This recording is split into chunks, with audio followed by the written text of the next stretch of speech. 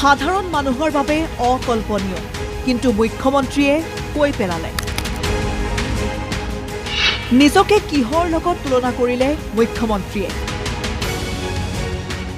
মই আগতে কৈছো কংগ্ৰেছক পগলা কুকুৰক জকাই নলব, যেতিয়ালৈকে লেকামেদি বান্ধা থাকে ঠিক থাকে। মই কংগ্ৰেছ দলত মুকলি প্ৰত্যাহ্বান জনাম, হিমন্ত বিশ্ব শৰ্মাক টাচ কৰি চাব। সি যিমান আজি সাহস আজি মোৰ আছে, তাতকৈ 100 গুণ সাহস মই ভগৱানে মোক দিব ৰাজ্যখনৰ সেৱাৰ বাবে কাম কৰি গৈছে। হয়, আমি ক'বলৈ বিচৰা নাই নিজকে কাৰ সৈতে ৰিজালে অসমৰ মুখ্যমন্ত্ৰী হিমন্ত বিশ্ব শৰ্মাই, কিন্তু আপুনি নাভাবিলেও সেই কথাষাৰ কৈ পেলালে মুখ্যমন্ত্ৰীয়ে। কংগ্ৰেছক কটাক্ষ কৰি মুখ্যমন্ত্ৰীৰ মন্তব্য, মোক টাচ নকৰিব। মই আগতে কৈছো কংগ্ৰেছক পগলা কুকুৰক জকাই নলব, যেতিয়ালৈকে লেকামেদি বান্ধা থাকে ঠিক থাকে। মই কংগ্ৰেছ দলত মুকলি প্ৰত্যাহ্বান জনাম, হিমন্ত বিশ্ব শৰ্মাক টাচ কৰি চাব। সি যিমান আজি সাহস আজি মোৰ আছে, তাতকৈ 100 গুণ সাহস মই ভগৱানে মোক দিব ৰাজ্যখনৰ সেৱাৰ বাবে কাম কৰি গৈছে। ইয়াৰ পিছত সমগ্ৰ ৰাজ্যজুৰি তুমুল প্ৰতিক্ৰিয়া, বিতৰ্ক, সামাজিক মাধ্যম ভৰি পৰিছে। মুখ্যমন্ত্ৰীক প্ৰত্যুত্তৰ প্ৰদেশ কংগ্ৰেছৰ সভাপতি ভূপেন বৰাৰ। ৰাজ্যৰ সকলো চিকিৎসালয়ত পৰ্যাপ্ত কৰক পগলা কুকুৰে কামোৰাৰ দৰৱ। চুই চোৱা নহয়, যুদ্ধ হ'ব বিজেপিৰ সৈতে। অসমৰ মুখ্যমন্ত্ৰী হিমন্ত বিশ্ব শৰ্মা ডাঙৰীয়াই ডিঙিৰ শিৰ ফুলাই কংগ্ৰেছক ধমকি দিবলৈ চেষ্টা কৰিছে। ক্ষমতাৰ লাগীত অন্ধ হৈ নিজকে বলীয়া কুকুৰ বুলি ক'বলৈ অকণো ইতস্তত কৰা নাই। মই ভাবোঁ যে এটা সভ্য জাতিৰ, এটা সংস্কৃতিবান জাতিৰ গণতান্ত্ৰিকভাৱে এজন নিৰ্বাচিত মুখ্যমন্ত্ৰীয়ে নিজক বলীয়া কুকুৰৰ সৈতে তুলনা কৰাটো সমগ্ৰ জাতীয় সত্তাৰ কাৰণে চিন্তাৰ বিষয়। আৰু ময়ো আমাৰ কংগ্ৰেছ দলৰ ফালৰ পৰা হেল্থ কমিশ্যনাৰক মই আহ্বান জনাম যে আপুনি প্ৰত্যেকখন হস্পিটেলত, প্ৰত্যেকখন নাৰ্ছিং হোমত, প্ৰত্যেকখন মেডিকেল কলেজত বলীয়া কুকুৰে কামুৰিলে কি ইনজেকশ্যন ল'ব লাগে সেই ইনজেকশ্যন আপুনি এভেইলেবল কৰক। যুঁজ হ'ব, চুই চোৱা নহয়, যুঁজ হ'ব। দুৰ্নীতি চিপাই পখাই উভালিম আৰু কংগ্ৰেছক ধমকি দিবলৈ চেষ্টা নকৰিব। মুখ্যমন্ত্ৰীৰ উক্ত মন্তব্যৰ পিছতেই উভতি ধৰিছে বিধায়ক মনোৰঞ্জন তালুকদাৰে। মুখ্যমন্ত্ৰীয়ে নিজকে পগলা কুকুৰ বুলি কোৱাটো ডিছকাষ্টিং।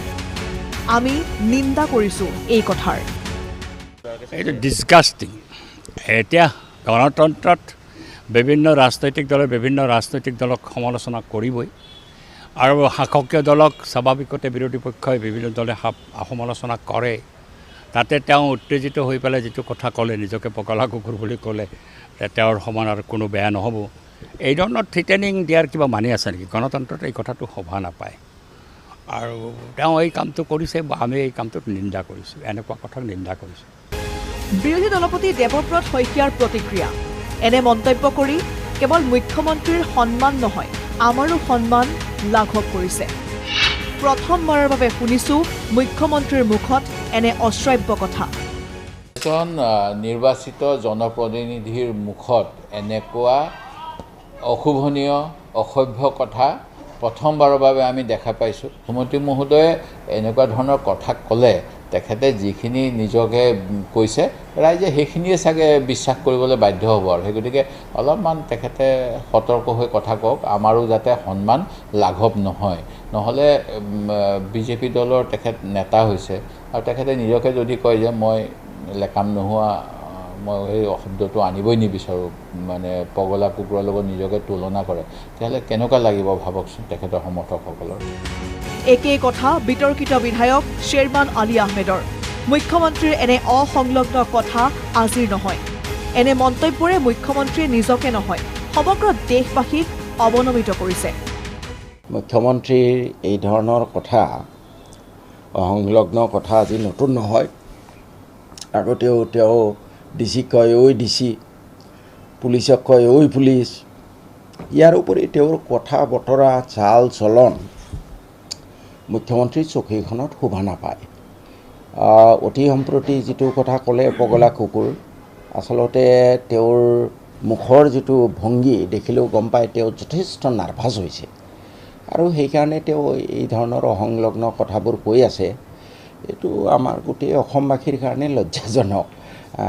আমাৰ মুখ্যমন্ত্ৰীয়ে যেতিয়া দল বেলেগ হ'ব পাৰে, কিন্তু মুখ্যমন্ত্ৰীটো সকলোৰে সন্মানীয় ব্যক্তি মুখ্যমন্ত্ৰীয়ে নিজকে পগলা কুকুৰ বুলি কৈ তেওঁ অকল নিজকে অৱনমিত কৰা নাই গোটেই অসমবাসীক তেওঁ অপমান কৰিছে ৰাজ্যৰ ৰাজনীতিত এতিয়া সকলো সম্ভৱ স্বয়ং মুখ্যমন্ত্ৰীয়ে নিজকে এতিয়া তুলনা কৰে পগলা কুকুৰৰ সৈতে